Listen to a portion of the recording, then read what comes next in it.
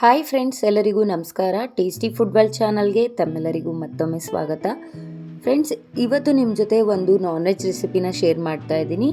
ಹೌದು, ಚಿಕನ್ನ ಬಳಸಿ hariyali chicken recipe ಹೇಗೆ ಮಾಡೋದು ಅನ್ನೋದನ್ನು ತೋರಿಸ್ತಾ ಇದ್ದೀನಿ. ನಾನಿಲ್ಲಿ ಚಿಕನ್ ಲೆಗ್ ಪೀಸ್ನ ಬಳಸ್ಕೊಂಡಿದ್ದೀನಿ, ಜೊತೆಗೆ ಪೀಸಸ್ನು ಕೂಡ ಬಳಸ್ಕೊಂಡು ಮಾಡ್ತಾ ಇದ್ದೀನಿ. ತುಂಬಾ ಟೇಸ್ಟಿಯಾಗಿರುತ್ತೆ ಫ್ರೆಂಡ್ಸ್. ನೋಡೋಣ ಬನ್ನಿ ಹೇಗೆ ಮಾಡೋದು ಅಂತ. ನಾನಿಲ್ಲಿ ಒಂದು 3/4 kg ಅಷ್ಟು ಚಿಕನ್ನ ತೊಗೊಂಡಿದ್ದೀನಿ. ಅದರಲ್ಲಿ ಒಂದು 3 ಪೀಸಷ್ಟು ಲೆಗ್ನ ಹಾಗೆ ಬಿಡಿಸಿದ್ದೀನಿ. ಸ್ಕಿನ್ಲೆಸ್ ತೊಗೊಂಡಿದ್ದೀನಿ. ಲೆಗ್ ಪೀಸಸ್ಗೆ ಈ ರೀತಿ ಮಧ್ಯದಲ್ಲಿ ಕಟ್ನ ಹಾಕ್ಸಿದ್ದೀನಿ, ನೋಡ್ತಾ ಇದ್ದೀರಲ್ಲ. ಏಕೆಂದರೆ ಉಪ್ಪು ಖಾರ ಎಲ್ಲ ಚೆನ್ನಾಗಿ ಹಿಡಿಬೇಕು ಚಿಕನ್ಗೆ. ಹಾಗಾಗಿ ಒಂದು ಜಾರ್ಗೆ ಒಂದು 10ರಿಂದ 15 ಮೆಣಸಿಕಾಯಿನ ತೊಗೊಂಡಿದ್ದೀನಿ, ಹಸಿ ಮೆಣಸಿಕಾಯಿ. ಹಾಗೆ ಒಂದು 7ರಿಂದ 8 ಪೀಸಷ್ಟು ಗೋಡಂಬಿನ ತೊಗೊಂಡಿದ್ದೀನಿ. ಒಂದು ಅರ್ಧ ಹಿಡಿಯಷ್ಟು ಕೊತ್ತಂಬರಿ ಸೊಪ್ಪನ್ನ ತೊಗೊಂಡಿದ್ದೀನಿ. ಒಂದು ಅರ್ಧ ಟೀ ಸ್ಪೂನಷ್ಟು ಜೀರಿಗೆನ ತೊಗೊಂಡಿದ್ದೀನಿ. ಜೀರಿಗೆನಾರು ಬಳಸ್ಕೋಬೋದು, ಇಲ್ಲಾಂದರೆ ಪೌಡ್ರ್ ಇದ್ದರೆ ಅದನ್ನಾರು ಹಾಕೋಬೋದು. ಹಾಗೆ ಖಾರಕ್ಕೋಸ್ಕರ 1 ಟೀ ಸ್ಪೂನಷ್ಟು ಮೆಣಸನ್ನ ಕೂಡ ಬೆಳೆಸ್ಕೊಂಡಿದ್ದೀನಿ. ಹಾಗೆ ಒಂದು ಅರ್ಧ ಹಿಡಿಯಷ್ಟು ಪುದೀನ ಸೊಪ್ಪು, ಇವೆಲ್ಲವನ್ನು ಹಾಕ್ಕೊಂಡು ಚೆನ್ನಾಗಿ ಗ್ರೈಂಡ್ ಮಾಡ್ಕೋಬೇಕಾಗತ್ತೆ. ಇದ್ರ ಜೊತೆಗೇ ನೀವು ಬೇಕಿದ್ರೆ ಒಂದು ಚಿಕ್ಕ ಲೋಟದ ಅಳತೆಯಷ್ಟು ನೀವು ಮೊಸರನ್ನ ಹಾಕ್ಕೊಂಡು ರುಬ್ಕೋಬೋದು ನೀರು ಬದಲಿಗೆ. ಇಲ್ಲಾಂದರೆ ನೀವು ಚಿಕನ್ನ ಮ್ಯಾರಿನೇಟ್ ಮಾಡೋದಕ್ಕೆ ಅಂತ ಹಾಕೋತೀರ ನೋಡಿ, ಈ ಟೈಮ್ನಲ್ಲೂ ಕೂಡ ಇದನ್ನು ಬಳಸ್ಕೋಬೋದು. ಚಿಕನನ್ನು ಚೆನ್ನಾಗಿ ವಾಶ್ ಮಾಡಿ ಇಟ್ಕೊಂಡಿದ್ದೀನಿ.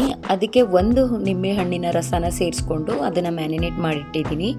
ಈಗ ಅದಕ್ಕೆ ರುಬ್ಬಿರೋ ಅಂಥ ಮಸಾಲೆ ಪೇಸ್ಟ್ನು ಕೂಡ ಹಾಕ್ಕೊಂಡು, ಜೊತೆಗೆ 1 ಟೇಬಲ್ ಸ್ಪೂನಷ್ಟು ಶುಂಠಿ ಬೆಳ್ಳುಳ್ಳಿ ಪೇಸ್ಟ್ನು ಕೂಡ ಸೇರಿಸ್ಕೊತಾ ಇದ್ದೀನಿ. ಇವೆಲ್ಲವನ್ನು ಹಾಕಿ ಚೆನ್ನಾಗಿ ಮಿಕ್ಸ್ ಮಾಡ್ಕೋಬೇಕಾಗುತ್ತೆ. ಜೊತೆಗೆ 1 ಟೇಬಲ್ ಸ್ಪೂನಷ್ಟು ಕಾರ್ನ್ಫ್ಲೋರ್ನು ಕೂಡ ಬಳಸ್ಕೊತಾ ಇದ್ದೀನಿ, ಏಕೆಂದರೆ ಬೈಂಡಿಂಗಿಗೋಸ್ಕರ ಅದು ನೀಟಾಗಿ ಕೋಟಿಂಗ್ ಆಗಬೇಕು ನೋಡಿ, ಅದಕ್ಕಾಗಿ. ಮೊಸರು ಬಳಸಿರೋ ಉದ್ದೇಶ ಏನಂದರೆ ಚಿಕನ್ನು ಜ್ಯೂಸಿಯಾಗಿ ಸಾಫ್ಟಾಗಿ ಬರುತ್ತೆ. ಹಾಗಾಗಿ ಇದಕ್ಕೆ ಬೇಕಿದ್ರೆ ನೀವು ಮೊಟ್ಟೆನೂ ಕೂಡ, ಮೊಟ್ಟೆಲಿ ಎಗ್ ವೈಟ್ ಬರುತ್ತೆ ನೋಡಿ, ಅದನ್ನು ಕೂಡ ಸೇರಿಸ್ಕೋಬೋದು, 1 ಮೊಟ್ಟೆನ. ಹಾಗೆ ಕಸ್ತೂರಿ ಮೇಥಿನೂ ಕೂಡ ಚೆನ್ನಾಗಿ ಈ ರೀತಿ ಕೈಯಲ್ಲೇ ಸ್ಮ್ಯಾಶ್ ಮಾಡಿಬಿಟ್ಟು ಹಾಕೋತಾ ಇದ್ದೀನಿ, ನೋಡ್ತಾ ಇದ್ದೀರಲ್ಲ ನೀವು.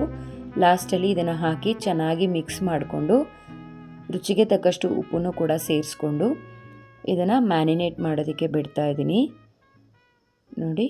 ಈ ರೀತಿ ಇದು ಒಂದು 2 ಅವರ್ ಆದರೂ ಕೂಡ ಇದು ಮ್ಯಾರಿನೇಟ್ ಆಗಬೇಕಾಗುತ್ತೆ. ಚೆನ್ನಾಗಿ ನಿಂದಷ್ಟು ಜ್ಯೂಸಿಯಾಗಿ ಸಾಫ್ಟಾಗಿ ಬರುತ್ತೆ.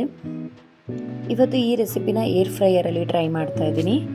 ನಿಮ್ಮ ಮನೇಲಿ ಏರ್ ಫ್ರೈಯರ್ ಇಲ್ಲ ಅಂದರೂ ಕೂಡ ಇದನ್ನು ನೀವು ಲೈಟಾಗಿ ತವಾ ಮೇಲೆ ಎಣ್ಣೆನ ಹಾಕಿ ಅದನ್ನು 2 ಸೈಡು ಕೂಡ ಫ್ರೈ ಮಾಡಿಕೊಂಡು, ಅದಾದಮೇಲೆ ನೀವು ಅದನ್ನು ಗ್ರಿಲ್ ಬರುತ್ತಲ್ಲ, ಅದನ್ನು ಇಟ್ಟು ಗ್ಯಾಸ್ ಮೇಲೇ ನೀವು ಲೈಟಾಗಿ ಅದನ್ನು ಬೇಯಿಸ್ಕೊಂಡ್ರೆ ಸಾಕಾಗುತ್ತೆ ನೋಡಿ.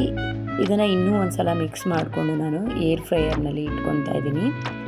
ಇದಾದಮೇಲೆ ಇದಕ್ಕೆ ಯಾವುದೇ ರೀತಿಯಾದಂಥ ಎಣ್ಣೆನ ನಾನು ಬಳಸ್ಕೊಂಡಿಲ್ಲ, ಏಕೆಂದರೆ ಚಿಕನಲ್ಲೇ ಎಣ್ಣೆ ಅಂಶ ಇರುತ್ತಲ್ಲ, ಅದೇ ಬಿಟ್ಕೊಳುತ್ತೆ. ಹಾಗಾಗಿ 185 ಡಿಗ್ರಿಗೆ ಸೆಟ್ ಮಾಡಿಕೊಂಡು, ಅಲ್ಲಿ ಬಾರ್ಬಿಕ್ಯೂ ಅಂತ ಇರುತ್ತೆ ನೋಡಿ, ಆ ಆಪ್ಷನ್ನ ಸೆಲೆಕ್ಟ್ ಮಾಡಿಬಿಟ್ರೆ 10ರಿಂದ 15 ನಿಮಿಷದೊಳಗಡೆ ಇದು ರೆಡಿ ಆಗುತ್ತೆ. ಒಂದು ಸೈಡು ಪುನಃ ಇನ್ನೊಂದು 10-15 ನಿಮಿಷದೊಳಗಡೆ ಇನ್ನೊಂದು ಸೈಡು ತಿರುಗಿಸಿ ಬೇಯಲಿಕ್ಕೆ ಬಿಡಿ ನೋಡಿ. 2 ಸೈಡು ಕೂಡ ಇದು ಬೆಂದಿದೆ. ಇದನ್ನು ನಾನು ಸರ್ವಿಂಗ್ ಪ್ಲೇಟ್ನಲ್ಲಿ ಹಾಕಿ ಸರ್ವ್ ಮಾಡ್ತಾ ಇದ್ದೀನಿ. ನೋಡ್ತಾ ಇದ್ದೀರಲ್ಲ ಎಷ್ಟು ಚೆನ್ನಾಗಿ ಬಂದಿದೆ ಅಂತ. ಇದಕ್ಕೆ ನಿಂಬೆಹಣ್ಣ ಮೇಲೆ ಹಿಂಡ್ಕೊಂಡು ತಿಂತಾ ಇದ್ರೆ ತುಂಬಾ ಟೇಸ್ಟಿಯಾಗಿರುತ್ತೆ ಫ್ರೆಂಡ್ಸ್. ನೀವು ಕೂಡ ಈ ರೆಸಿಪಿನ ಟ್ರೈ ಮಾಡಿ ಹೇಗಿತ್ತು ಅಂತ ನನಗೆ ಕಮೆಂಟ್ ಮಾಡಿ ತಿಳಿಸಿ. ಹಾಗೆ ಈ ವಿಡಿಯೋ ಇಷ್ಟವಾಗಿದ್ದಲ್ಲಿ ಒಂದು ಲೈಕ್ ಮಾಡಿ, ಈ ವಿಡಿಯೋನ ನಿಮ್ಮ ಫ್ರೆಂಡ್ಸ್ ಆ್ಯಂಡ್ ಫ್ಯಾಮಿಲಿ ಮೆಂಬರ್ಸ್ಗೂ ಕೂಡ ಶೇರ್ ಮಾಡಿ. ಇನ್ನೂ ಕೂಡ ನನ್ನ ಚಾನಲ್ನ ಯಾರು ಸಬ್ಸ್ಕ್ರೈಬ್ ಮಾಡಿಲ್ಲ, ಪ್ಲೀಸ್ ಸಬ್ಸ್ಕ್ರೈಬ್ ಮಾಡಿ. ಪಕ್ಕದಲ್ಲೇ ಕಾಣುವಂಥ ಬೆಲ್ ಐಕನನ್ನು ಕೂಡ ಕ್ಲಿಕ್ ಮಾಡಿ. ನಾಳೆ ಮತ್ತೊಂದು ಹೊಸ ವಿಡಿಯೋದೊಂದಿಗೆ ಸಿಗ್ತೀನಿ. Thank you.